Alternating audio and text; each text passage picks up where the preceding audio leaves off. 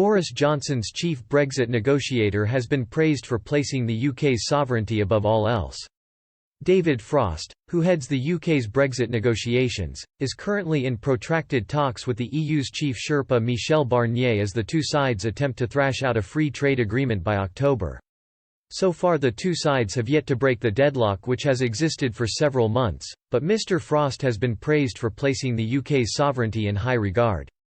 Sir Ian Duncan Smith, the former Tory leader, said it was vital Mr Frost continues to champion UK sovereignty in the talks, as the issue was fundamental to many Brexit voters.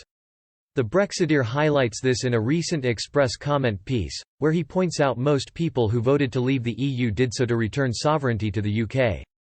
The Tory MP said a poll conducted by Lord Ashcroft on the day of the 2016 EU referendum found nearly half of Leave voters said the biggest single reason for wanting to leave the EU was the principle that decisions about the UK should be taken in the UK.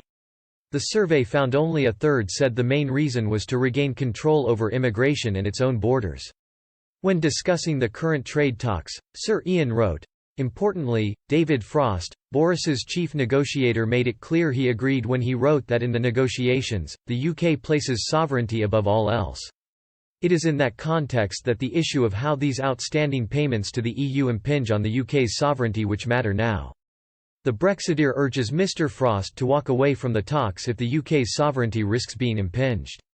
He said, "The WA was always work in progress as at the end of this year. The UK has a right to a comprehensive agreement, one which treats the UK as a sovereign partner. A failure to observe this must lead to a rejection of the WA.